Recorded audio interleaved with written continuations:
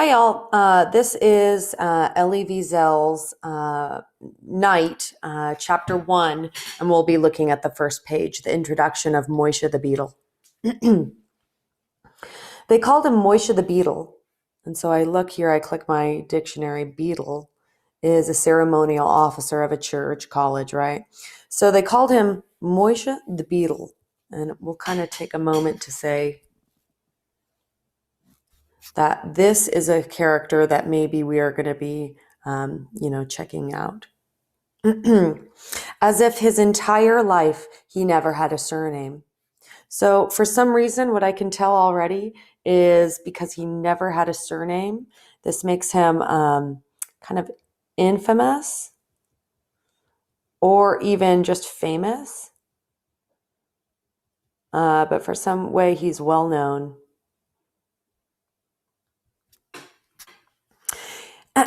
He was the jack of all trades in a Hasidic house of prayer, a shtetl, which is a Jewish house of prayer. The Jews of Siget, and so we'll make Jews of Siget, the little town in Transylvania where I spent my childhood, were fond of him. So the Jews were fond of him being Moishe the Beetle. He was poor. He, being Moishe the Beetle, was poor and lived in utter penury.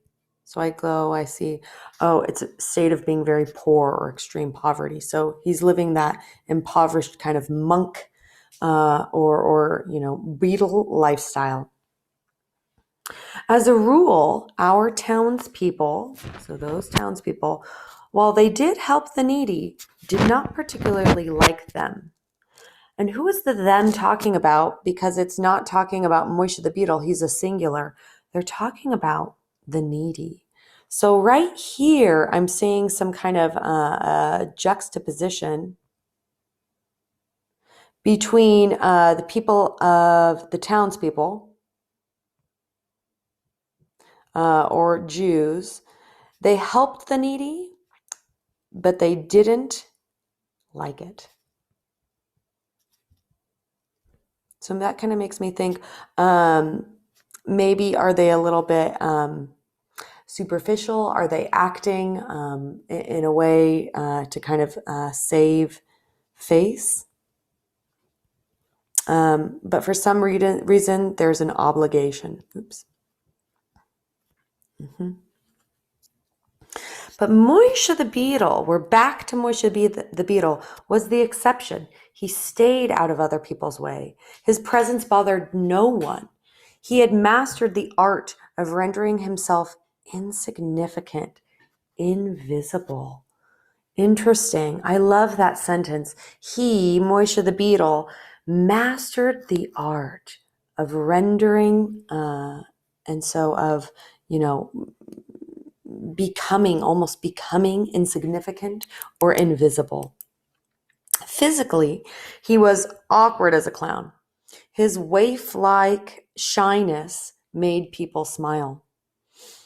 And as for me, and so we're seeing here, the first real kind of description or thought of our narrator, our speaker, even though we did have where I spent my childhood was in Transylvania.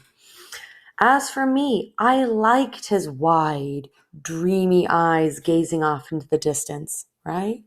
And so all these things are Moishe the Beetle. He spoke little.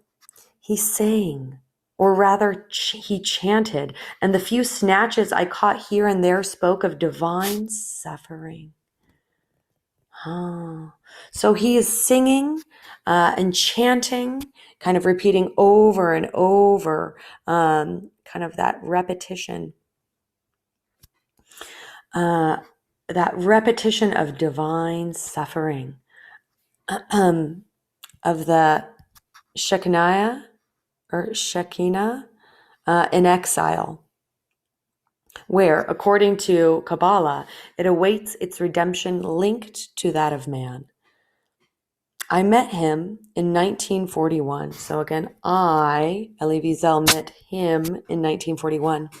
I was almost 13. So we're getting a little bit about our protagonist. I was almost 13, deeply observant of, and that specifically as of the Jewish faith.